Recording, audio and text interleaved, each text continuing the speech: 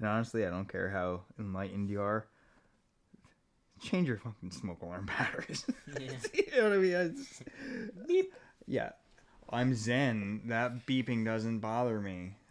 Yeah, it does. Just change the batteries. You just gotta have fun. What do you think for you is like one of the most useful tips that you could give to somebody on their journey that like are struggling with something relatively simple, like they can't tap right, or they're just having a hard time dealing with something that's going on in their life, like just something as simple as that. what what is like what is like a framework that you would give to someone besides going deeper into exactly what you know you did to get out of it? Like, what would you tell somebody if they were walking by you on like the street in New York City and they were like, "Man, I need some help with this in my life. This is going on, and I gotta go now." What would you say to the guy that, you know, you just have to say, I have this book, read this book. But what would you say to him if he said, I gotta go now? Biggest thing would be right there is what would be so urgent that would be more of a priority to him in that moment than to pause and actually take advice from a stranger if that's what he's seeking at that moment. What else would be more important at that time that he's in a hurry to go do? If it's that urgent in that moment, you gotta fill your own cup first before you can go somewhere else and be urgent somewhere else. Oh, I gotta be somewhere else. I gotta help somebody else. You have to fill your own cup. Put your mask on first. You have to take care of yourself first, because you can't take care of anybody else unless you invest in yourself. So that would be the first question to ask is, why are you in such a hurry? What is more important? If you're spiraling out of control, what is more important right now? Unless you are going somewhere that's going to help you up here, it doesn't matter. And that's the biggest thing is you're not loyal to anybody else but yourself. If you're not putting yourself first, how can anybody else really benefit from anything you have to give? And taking that moment to actually pause and consider that would be my first step, because we're constantly distracted. We're constantly in a hurry. We always have somewhere else to be. Somebody else has to have our attention. Our priorities are backwards, and it starts with you before you can do anything else. And once you're able to take whatever time that you need, and that's literally the biggest thing, is slow the hell down and actually figure out and allow yourself to actually think about what are the actual issues, because you're not going to fix them all in one shot. So then what is the most pressing thing? Work on that. Not the other way around. Well, I'll get to that later. I'm going to do these couple things first. I mean, I've addressed the issues in my life head on, right from the worst, and work backwards, because it was. So really prioritize around what's going on. Yeah, prioritize yourself. Yeah. I mean, there ain't nobody coming to save you. I mean, especially if you're running away, what are you in a big hurry to go to? I mean, if your ship is sinking, why are you running where are you going? Fix the holes in your ship, dude. Yeah. You know what I mean? Are you worried about getting a cargo to the dock before your ship sinks? If you have the opportunity to stop and patch the hole? But no, well, I got to get the cargo there. It's going to be late. And you're going with a boat that's filling with water. Yeah. You take a couple minutes to actually stop and think, okay, yeah, I have the material. I can fix this hole. And not only can I fix the hole and get to the destination, it might be late, but it's going to get there. And the ship lives to see another day. Like, why burn your last bit of fuel with a ship that's sinking? Stop, fix the holes. Yeah. So a lot of prioritization, and then obviously taking a step back to really kind of view it sort of like a top view of a maze, like you've been in a maze. So you could have a much better analysis, a much better understanding of where you're at if you take a step back.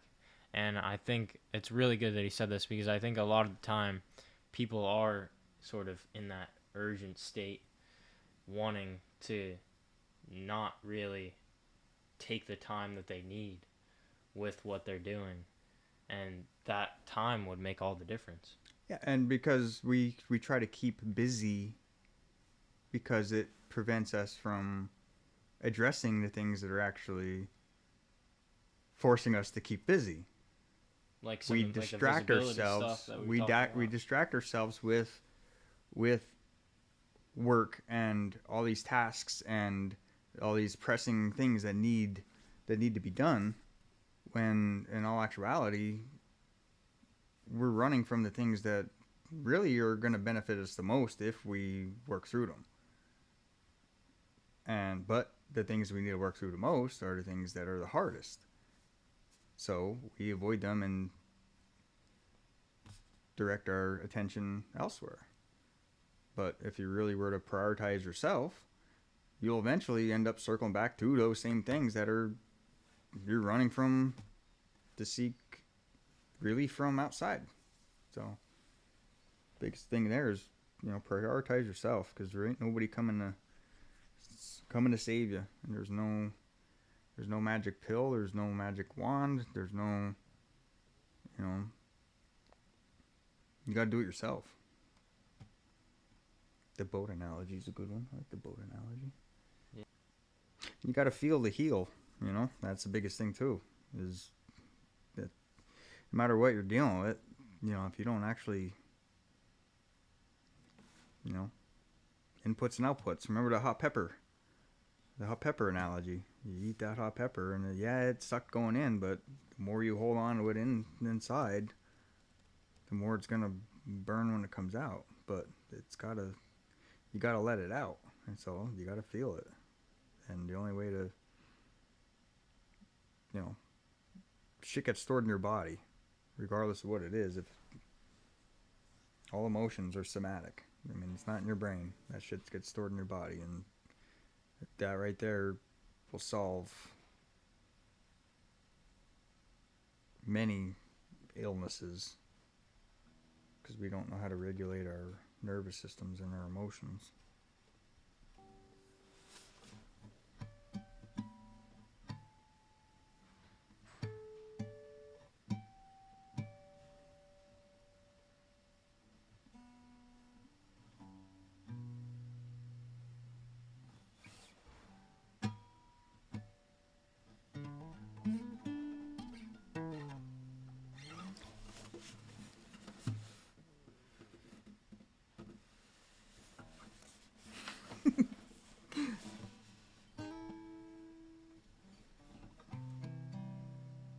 We did a lot of AC/DC,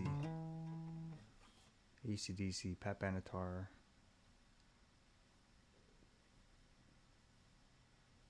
A lot of AC/DC.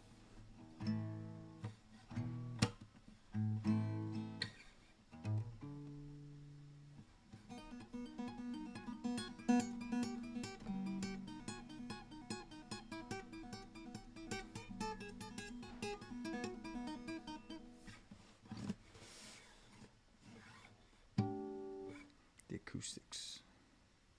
Oh, I thought you turned the fan down. I was like, what is this? Yeah. Somebody has the computer fan on a freaking rheostat. Yeah. No. This kid's a genius. The computer fan on a remote, I could do that. That doesn't take a genius. Yeah, I was gonna say, yeah, but for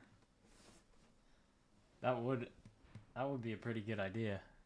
A remote. you know how many times I'm like walking around the house like turning the fans off and unplugging the refrigerator because it kicks on at the worst place when you're trying to record something. Yeah.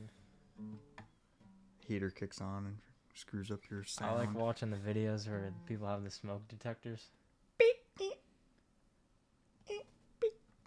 I've actually changed that's, you know how bad I absolutely hate that. I was working in a coal mine. Every morning I'd stop at the gas station and get my milk and whatnot. And every day the friggin' smoke alarm was going off. Till one day I showed up with a pack of 9-volt batteries and a step ladder, and I walked into the gas station and changed all the smoke alarm batteries because I got tired of hearing the chirping.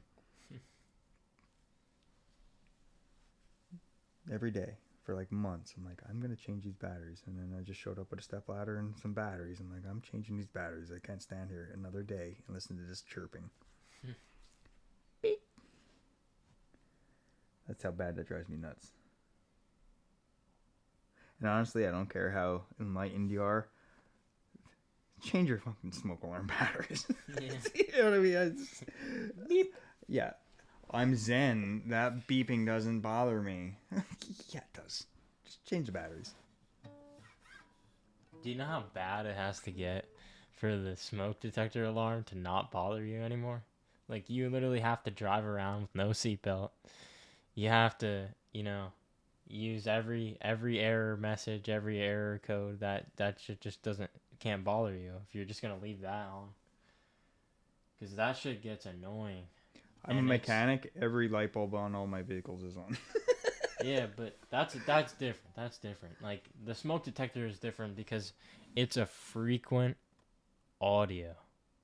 Like, it's a I look at it. I look at it like the frog in the boiling water analogy, where like it doesn't know that it's being tormented.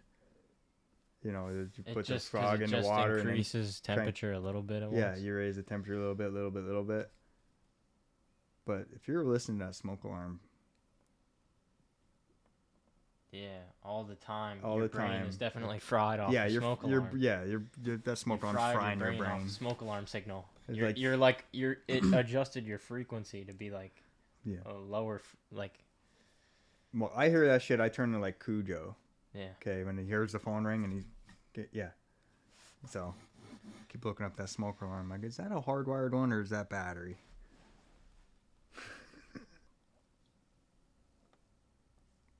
Bing. Hear my stomach growling over the mic. I ate too many protein bars this morning. Sponsored by Nature Valley Protein Bars and V8 Energy Drinks. Sponsored by Nature Valley, and the commercial is some guy opening up the packet and it all falling out at once. Like, I ain't wasting it. All new Nature Valley broom and duster, so that you can pick up your Nature Valley bar after you open it. Yeah, just you end up more crumbs inside the couch than what you actually eat. And this is typically what I do sitting at home. I just sit here and I stare at the guitar because I don't know. I forget that I play sometimes. And then it comes back. It's weird. I had to pick a Destiny and I lost it. And then I found it again.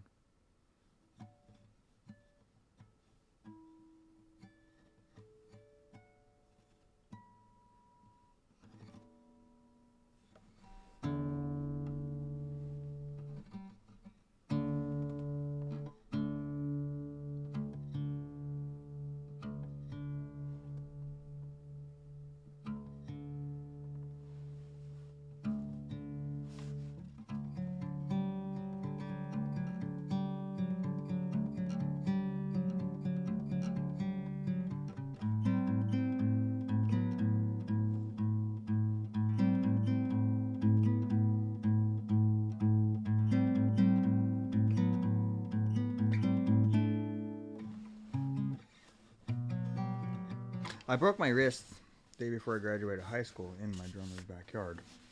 So that was another hindrance to my guitar playing. So if you notice, like most people's, my wrist doesn't turn.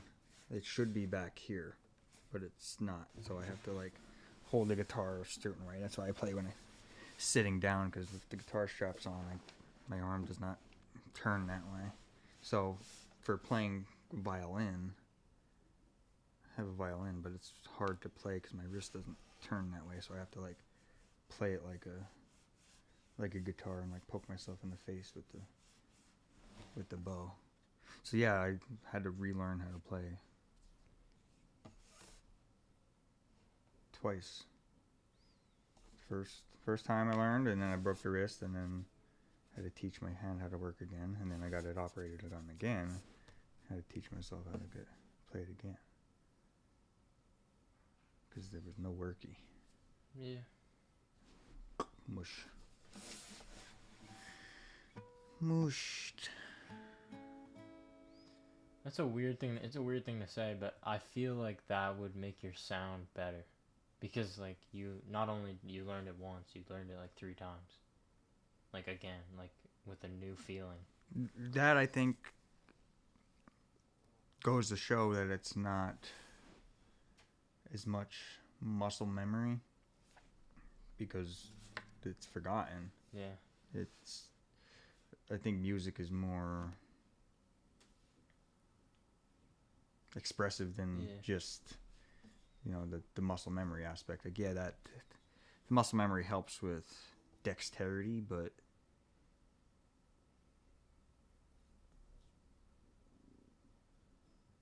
I don't know. I look at playing a guitar as like a nice activity to like not like something that like I already did. Like, it's always unfolding. Like the story thing that we were talking about. Like, it's never really just the ending. oh yeah, It's you're saying always, as if I took a couple guitar lessons and now I know how to play. Well, no, that's you know how to play a guitar, but so does like everybody else. It's just how are you gonna evolve yourself playing? It's an evolving, especially if you're into it. It's not like one thing that I'm trying to. What else can you compare that Just to? like playing one song all the time, like instead of think about what would be a good comparison. Something that you learn once and then you don't need to learn again, like something useful, like that you can put your gas in your car and clip it and then leave it. like a mundane task. Yeah. Which actually I had to teach a lady yesterday at Turkey Hill.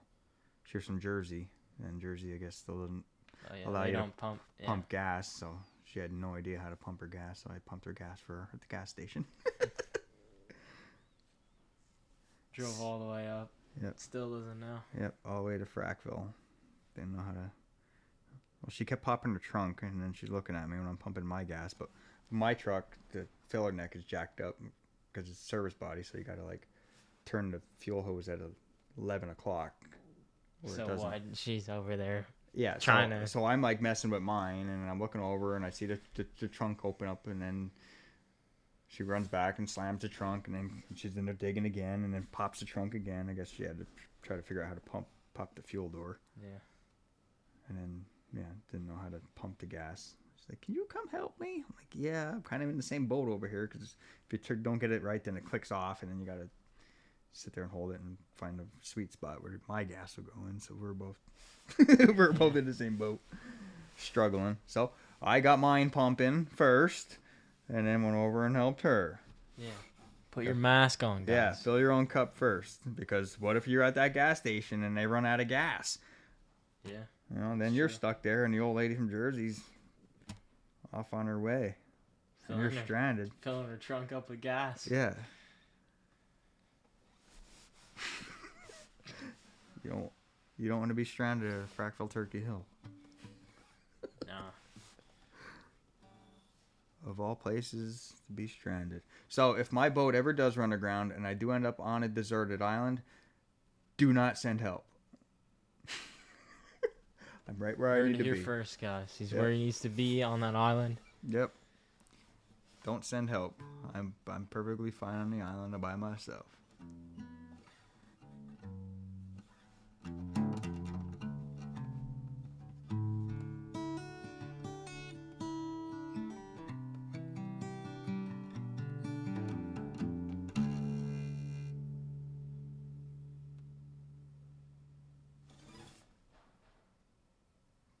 hill.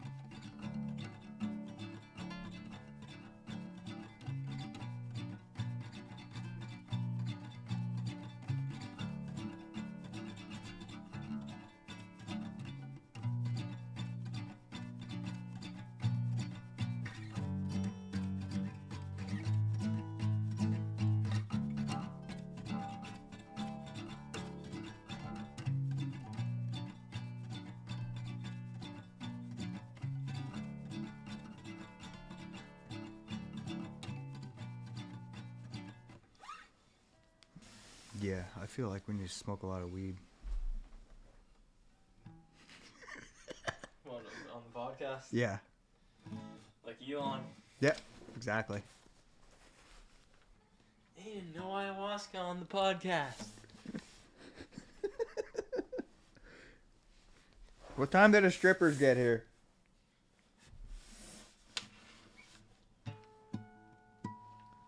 Pretty soon.